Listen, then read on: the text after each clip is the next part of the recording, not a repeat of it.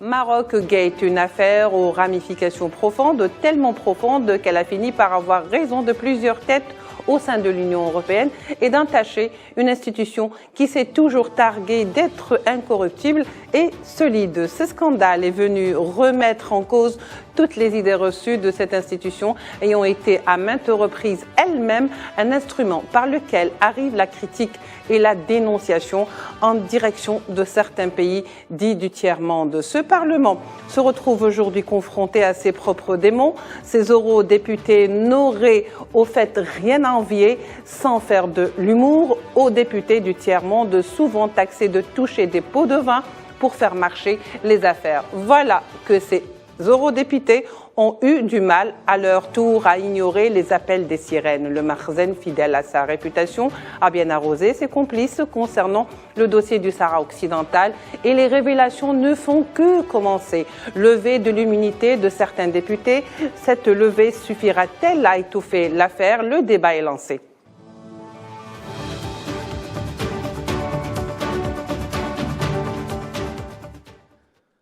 Pour en parler avec nous ce soir, Maître Gilles Devers, avocat au barreau de Lyon et défenseur des droits des Sahraouis. Il est avec nous par Skype depuis Paris. Et nous avons également Monsieur Gamal Labina, expert en questions internationales, ainsi que Monsieur Kanti Bala, qui sera avec nous par Skype également, tout comme Monsieur Gamal Labina, depuis Paris. Il est représentant du Front Polisario, chargé de mission auprès de l'Union européenne et de la zone euro. Alors, messieurs, bonsoir et merci d'avoir accepté notre invitation. Bonsoir. Voilà. Je vais commencer avec vous, monsieur Gamal Labina. Alors, nous l'avons vu, le Front Polisario, plutôt, nous l'avons vu, l'affaire où le Parlement, sur demande du parquet, a décidé enfin la levée de l'immunité sur les eurodéputés impliqués dans le dossier de la corruption. Mais que signifie alors cette histoire ? Et est-ce que le fait de lever l'immunité et de poursuivre ces députés servira ou suffira à atténuer justement cette colère qu'il y a eu juste après le dossier du Maroc Gate? Je ne sais pas si ça suffira à atténuer la colère. En revanche, on s'en rend bien compte immédiatement aujourd'hui qu'il y a eu un effet extrêmement probant.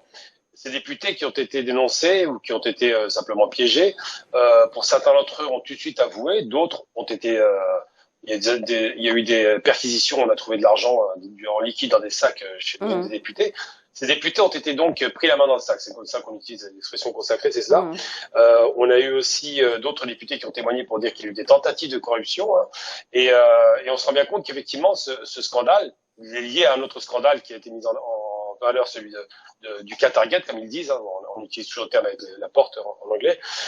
Ces deux scandales donc commencent à montrer qu'effectivement les parlementaires qui ont l'habitude d'entendre des lobbies, les lobbyistes travaillent beaucoup au Parlement européen, pour certains d'entre eux ont été capables de succomber aux sirènes de l'argent facile.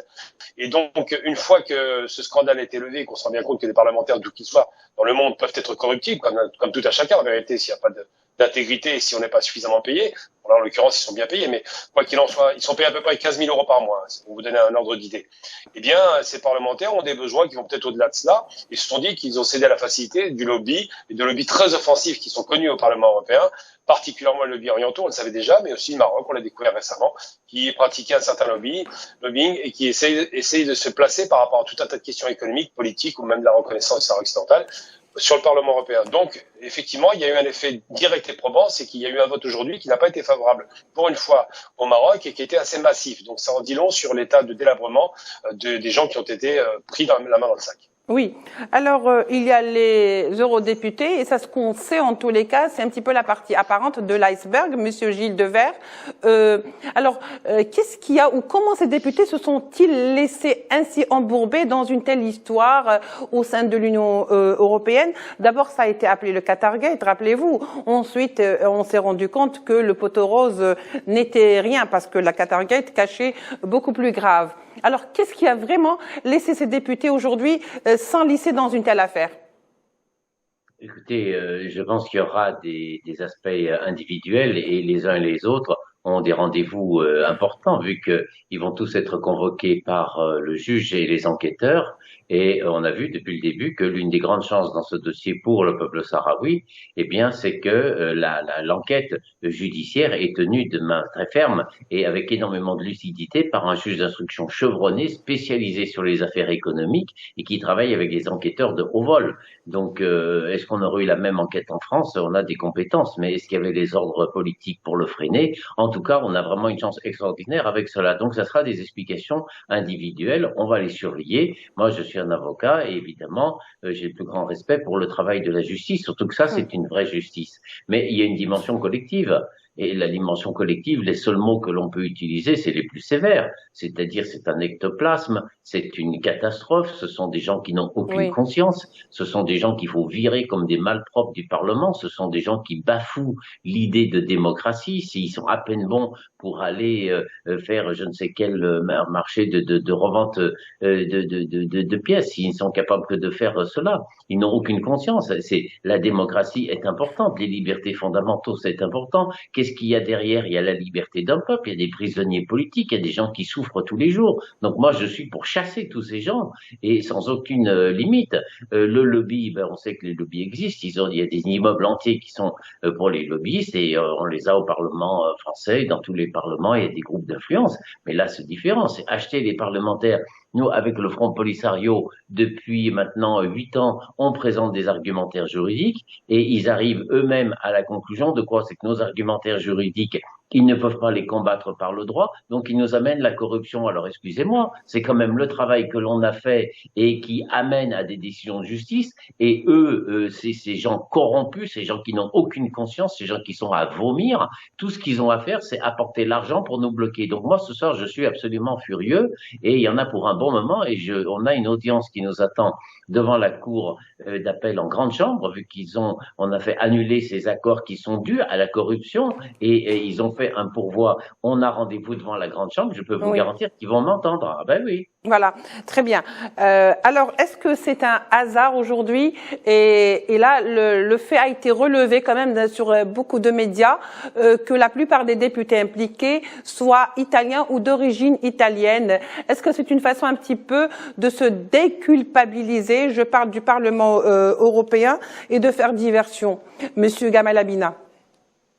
Ça, c'est assez malsain d'entendre ça parce que ça donne le sentiment que l'Italie, coutumière du fait, Cosa Nostra, la mafia italienne, tous ces éléments un peu de langage qu'on utilise beaucoup contre les Italiens, aujourd'hui semblent être faciles à utiliser. Je pense que c'est eux qui ont été pris la main dans le sac, certainement, mais je ne pense pas qu'ils soient les seuls impliqués. Je pense qu'ils ont peut-être été les moins malins ou qu'on a orienté le débat contre l'Italie, mais la corruption, en règle générale, ne touche pas un pays et ce n'est pas essentialisant que de dire que les corrompus sont en général des hommes et des femmes de tout pays ou de toute confession possible. Donc, cette façon de montrer l'Italie du doigt est un petit peu malsaine. Ça renvoie encore un petit peu à des termes un peu racistes qui renvoient effectivement à une Italie des années 20 ou 30 dans lesquelles on avait le sentiment que c'était des voyous de l'Europe, quoi. Donc, c'est pas très simple. Par contre, il y a certainement d'autres députés qui vont être peut-être qui va y avoir un percement à jour, j'allais dire. On a eu pas mal de députés français qui ont discuté de ces questions-là, effectivement. On a eu, comment il s'appelle, Monsieur Beauvais, qui a dit clairement qu'il a été corrompu dans un café. Il n'est pas italien, Beauvais. Je pense que le nom Beauvais traduit un peu son origine française. Donc ça, c'est une façon un peu de détourner l'attention. De dire que c'est les Italiens, c'est juste parce qu'ils ont été pris plus facilement. Mais il y aura certainement d'autres dossiers à venir. Oui, très bien, Monsieur Gamal Abina. Monsieur Kantibala, alors je reviens vers vous. On sait très bien que de toute façon, ce dossier du Maroc Gate de corruption, la plupart des pots de vin qui ont été donc donnés concernaient le dossier sahraoui. C'est dire à peu près l'importance qu'accorde aujourd'hui le Maroc ou les autorités marocaines à ce que le dossier sahraoui ne passe pas. Qu'en pensez-vous? Monsieur Kantibala? Effectivement, oui, vous m'entendez? Oui, très bien, allez-y. Écoutez, je suis actuellement avec des anciens détenus sahraouis qui sont venus des territoires occupés et tous m'ont raconté les tortures sauvages qu'ils ont pu subir de la part des autorités marocaines dans les territoires occupés.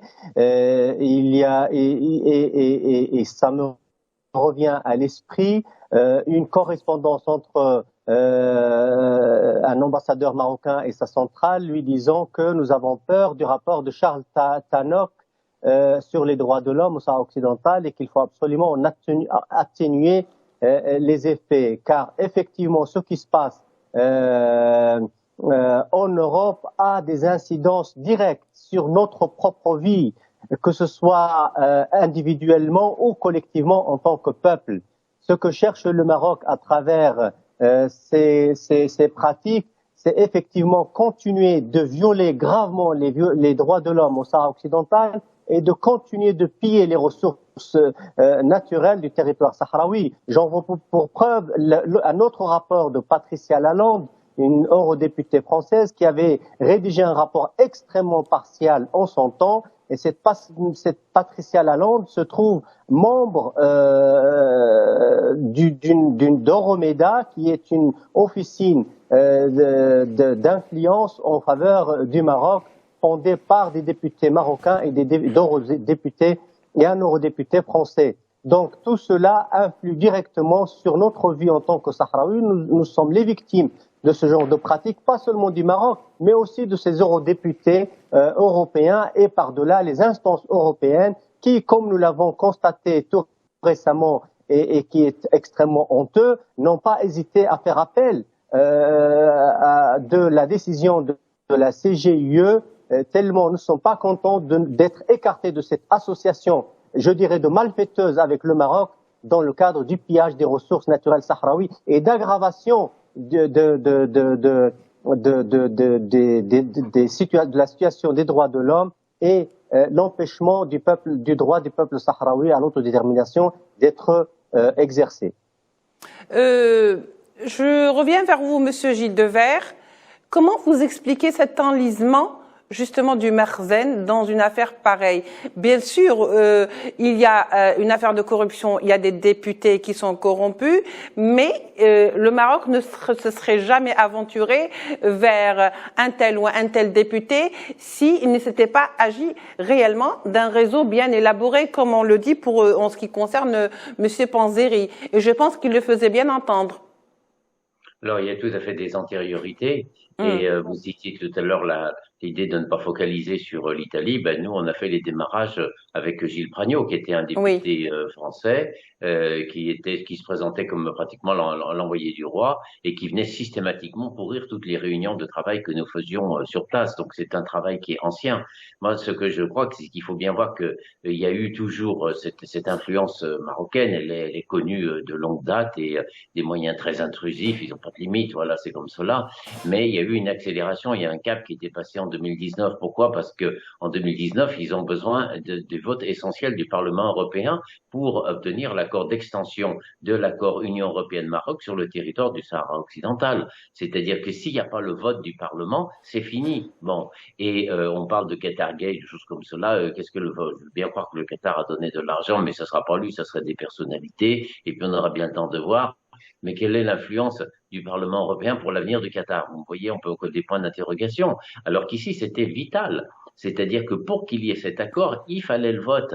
Et il y avait à ce moment-là beaucoup de demandes. Les esprits étaient échauffés parce que, comme ça vient d'être rappelé, il y avait le rapport de Madame Patricia Lalonde qui avait fait un rapport incroyable de flatteur pour le Maroc et qui a dû démissionner parce qu'elle était dans le lobby marocain. Et celle qui a pris la suite a dit ce rapport est tellement mauvais, je ne peux même pas voter pour lui. Donc les esprits étaient échauffés et le Parlement avait reçu une demande des parlementaires qui était de dire, vu qu'on parle de l'arrêt de la Cour de justice de 2016, il faut prendre un avis préalable de la Cour. Vu qu'il faut tirer les conséquences de cet arrêt, on va demander à la Cour ce qu'on a fait. C'est une procédure qui existe, c'est-à-dire qu'avant le vote, vous demandez l'avis préalable de la Cour. C'était une solution de sagesse. Et donc, s'il y avait cet avis préalable qui était voté, ça enrayait tout le mécanisme parce qu'ils voulaient passer en force. Et pour passer en force, eh ben, ils n'avaient pas d'autre solution que d'acheter et d'acheter très cher les parlementaires. Donc le Maroc, oui, effectivement, a construit une industrie de la corruption et les chefs de l'industrie de la corruption sont à la tête de l'État. Mais c'est pas les hommes de celui et cela. Et puis Monsieur Panzeri, ben écoutez, il a largement son rôle, il est en prison, la prison est très désagréable, je la souhaite à personne, mais c'est un procès équitable. et il se défend, mais il y a toutes les organisateurs qui sont les principaux intéressés, qui sont les Marocains, c'est-à-dire les dirigeants marocains, je distingue toujours du peuple, évidemment, qui est un peuple pacifiste, ami de tout le monde, et avec qui on a les meilleures relations, mais les dirigeants sont au-dessus de Panzeri, c'est-à-dire que Panzeri, Pragno et compagnie, tout ça, c'est des exécutants. Donc, il faut poser la Oui. question. Et la délibération que l'on a eue aujourd'hui du Parlement, votée par 450 voix, me donne un signe tout à fait clair en ce sens, parce que c'est historique d'avoir une telle critique qui est formée sur le Maroc. Il n'y a jamais rien eu, même pas de tel. Il n'y a jamais rien eu. Et à ce jour, moi, je dis que si on avait le vote sur l'extension de l'accord, ben je pense qu'il n'y aurait pas de vote. C'est-à-dire que le Maroc perdrait. Donc, ce que l'on voit, c'est acheter la démocratie comme rarement on l'a vu. Acheter les droits de l'homme et bafouer les droits de tous ces peuples. Oui, alors juste une petite question, Monsieur Gilles Devers. Est-ce que vous ne pensez pas que c'est un juste retour de manivelle pour un Parlement européen qui s'est toujours targué justement de défendre les droits de l'homme et de défendre la justesse de certaines causes et également de critiquer certains parlements, y compris à un moment donné où ce fut le cas de l'Algérie, où ça a été énormément critiqué aujourd'hui, d'être lui au centre d'un scandale pareil? Écoutez, madame, je vais vous répondre très franchement avec la sympathie, le direct qu'il y a dans votre émission et le respect que l'on doit au peuple algérien. Le discours des droits de l'homme en Occident, je ne dis pas que c'est de la foutaise, mais pas loin. C'est-à-dire qu'en fait, c'est un discours, il y a des vrais combats pour les droits de l'homme, il y a des choses extrêmement fortes, extrêmement honorables qui sont faites. Mais quand c'est utilisé par les dirigeants, c'est simplement de la monnaie d'échange. Ils en ont strictement rien à faire des droits de l'homme, je peux vous garantir. Autrement, comment vous voyez le double standard permanent enfin, on dit tout contre Monsieur Poutine pour l'affaire de Crimée, et on dit rien à Israël et on veut même exporter le gaz d'Israël parce que il serait sain, alors que l'autre zone d'occupation, c'est-à-dire que c'est un double standard permanent, c'est une monnaie d'échange. Donc le Parlement européen, il est comme les grands dirigeants occidentaux, il n'a aucune crédibilité sur les droits de l'homme, c'est simplement un discours. Et le seul problème, c'est qu'il défend ses intérêts là-dedans. Oui. Ne croyez pas qu'il ait un intérêt particulier pour le peuple sahraoui. Moi, je n'attends rien d'eux. J'attends simplement de les faire mettre à genoux devant les juges. Mais je n'attends rien d'eux. Ils n'ont aucun intérêt pour cela. Eux, tout ce qu'ils veulent, c'est se défendre. Et il faut savoir que ce Parlement a une très mauvaise cote en Europe, parce qu'il est lointain, il est mal connu, on ne sait pas très bien ce qu'il fait, et donc maintenant qu'on voit qu'il y a une gangrène de la corruption à tout étage, eh bien il faut prévoir que le Parlement va prendre des actions même assez dures, et il va dire c'est parce qu'il y a les droits de l'homme, non, c'est parce qu'il veut redorer son image. Alors on va surveiller ça, mais il faut pas qu'ils nous prennent pour des bleus, selon l'expression. Oui. Alors, Monsieur Gamal Abina, dites-moi, est-ce que vous ne pensez pas que une question un petit peu pernicieuse, je me permets quand même de la poser, que Panzeri va un petit peu servir de bouc émissaire pour étouffer ou plus ou moins calmer l'affaire, puisque aujourd'hui le Parlement est sérieusement entaché? Je ne le pense pas. Par contre, une petite précision, c'est pas 450 voix, mais 356 pour. 32 contre, c'est-à-dire vraiment un rapport de 1 pour 10 contre et puis 42 abstentions. Oui. Ça dit beaucoup de choses sur la bascule qui est opérée et je pense pas qu'un seul homme, Panzeri, soit le bouc émissaire parce que d'abord ça va au-delà de lui, on le sait très bien, parce qu'il y a beaucoup de fuites actuellement dans la presse pour dire que d'autres eurodéputés ont été approchés et aujourd'hui, au moment de ce vote, par exemple, il y a un journal qui a titré qu'il y avait plus quasiment de lobbyistes marocains que de parlementaires. C'est vous dire à quel point le travail de lobbying qui est autorisé, il n'y a pas de problème, le travail de lobbying est connu. En revanche, le travail de corruption l'est moins. Donc c'est vrai que cette question-là, de penser que ça va éteindre l'incendie, qu'un seul homme aurait influencé tout un parlement, un groupe de 2-3 personnes, non. C'est pas comme ça que ça va fonctionner. Je pense que ça va ouvrir une brèche et que certainement il va y avoir des enquêtes qui vont être conduites et diligentées par des juges qui feront le travail, semble-t-il, et qu'on arrivera à se rendre compte qu'il y a beaucoup de votes qui ont été quand même très favorables un temps au Parlement européen par rapport à la question, par exemple, de la pêche, l'exploitation des ressources halieutiques. À un moment donné, ça avait été accepté puis refusé, mais tout de même, il y a eu des débats. C'était plutôt un consensus en faveur du Maroc. Et je peux dire simplement très rapidement pourquoi. Il y a beaucoup d'intérêts européens au Maroc, espagnols, français, donc il y a un lobby un lobbying qui se fait du côté franco-espagnol pour garantir les intérêts de ces deux puissances au Maroc, puisqu'ils sont très très présents économiquement, et que c'est la raison pour laquelle ils ont eu tendance à laisser passer beaucoup de choses. Maintenant, le Maroc est moins intéressant sur le plan économique parce qu'il est beaucoup trop cher, trop endetté, les salariés coûtent cher, l'énergie coûte cher, donc ça devient moins intéressant de le défendre. C'est simplement une question d'intérêt, plus que rien d'autre qu'une simple et vulgaire question d'intérêt. C'était évoqué il y a quelques minutes. Les parlementaires européens défendent d'abord l'intérêt des nations européennes, au-delà même d'ailleurs des peuples. Oui, Monsieur Kantibala, toute cette affaire a suscité quand même des réactions au sein même du Parlement pour se protéger ou protéger les députés. Alors, un plan de 14 points a été mis en place pour justement revenir un petit peu, si vous voulez, sur les règles d'éthique et de transparence. Et puisque Gamal Abina a tout à l'heure parlé du lobbying qui est autorisé et pas la corruption, ce plan justement interdit désormais les lobbying puisque ça n'a pas donné le résultat en tous les cas escompté ou complètement l'inverse, Monsieur Kantibala. Oui, tout à fait. Nous, notre problème avant tout, c'est d'abord avec les instances dirigeantes de l'Union européenne, à savoir la Commission et le Parlement européen sert quelque part pour ses officines de donner la couverture morale aux dirigeants européens pour conclure des accords avec le Maroc qui aggravent la situation du peuple sahraoui et empêchent le droit international d'être appliqué dans cette partie du monde. J'en veux pour preuve cette obsession de l'extension de l'accord au Sahara occidental, alors même que la Cour de justice européenne avait déclaré que le Sahara occidental et le Maroc sont deux territoires distincts et séparés et que l'Union européenne pouvait conclure n'importe quel accord avec le Maroc à condition qu'il n'inclue pas le Sahara occidental. Et donc, il se trouve que malheureusement, nous avons trouvé sur notre chemin, en luttant pour l'indépendance de notre pays, des personnes peu recommandables et comme ce Antonio Panzeri, qui lui-même, sur la bouche de son propre avocat, disait avoir reconnu être l'un des dirigeants de cette organisation qualifiée comme criminelle, mais à comprendre qu'il n'est pas le seul et qu'il y a d'autres dirigeants qui font tourner cette organisation criminelle. Et un dernier développement, c'est la demande de la levée de l'immunité parlementaire contre l'eurodéputé belge Marc Tarabella et l'autre associé eurodéputé italien Andrea Cozzolino. Et donc la situation va de pire en pire en réalité. Et il n'est pas improbable que l'on se trouve face au plus grand scandale qui aurait le plus grand scandale du Parlement européen et des institutions européennes. Très bien, je vais terminer quand même avec vous, Monsieur Gilles Devers, parce qu'il ne nous reste pas beaucoup de temps. Pensez-vous que ce scandale appelé communément Maroc Gate aurait des répercussions sur l'avenir des relations entre le Maroc et l'Union européenne, puisque de toute façon, pas plus tard que cet après-midi, le Parlement européen vient de suspendre toute activité économique avec le Maroc sur fond de ce scandale, d'autant plus qu'il y a eu un groupe de parlementaires qui ont demandé la suspension de tous les travaux de partenariat avec le royaume chérifien. Oui, pour le moment, ce sont des propositions très fortes des parlementaires qui déjà sont une chose entièrement nouvelle.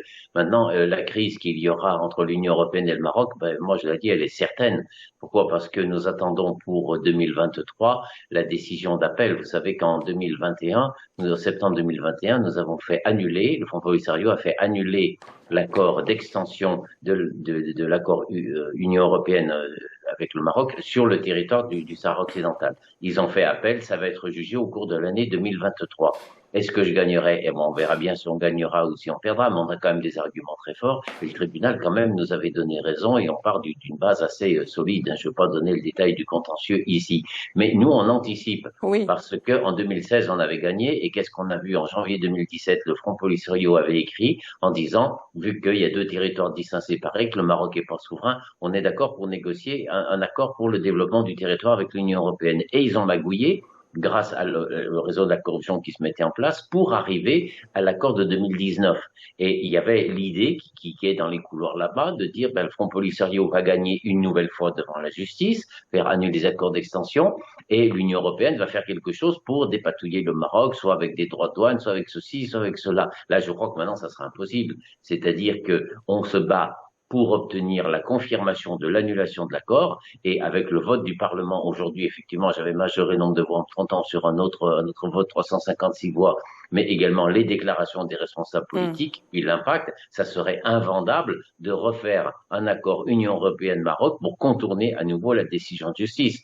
Donc c'est très dur pour le peuple sahraoui, mais franchement, nous faisons ces jours-ci des bons en avant. Très bien, merci beaucoup Maître Gilles Devers. Je rappelle que vous êtes avocat au barreau de Lyon, mais également fervent défenseur de la cause sahraoui et du dossier sahraoui auprès des instances internationales. Vous étiez avec nous depuis Skype par Paris. Merci à vous également Monsieur Gamal Abina, vous étiez avec nous par Skype depuis Paris et vous êtes expert dans les questions internationales. Merci également à Monsieur Khanti Bala, qui est le représentant du Front Polisario, chargé de mission auprès de l'Union européenne et de l'Europe. Mesdames et messieurs, merci de nous avoir prêté attention. Je vous retrouve demain pour un autre numéro de Politique. Au revoir.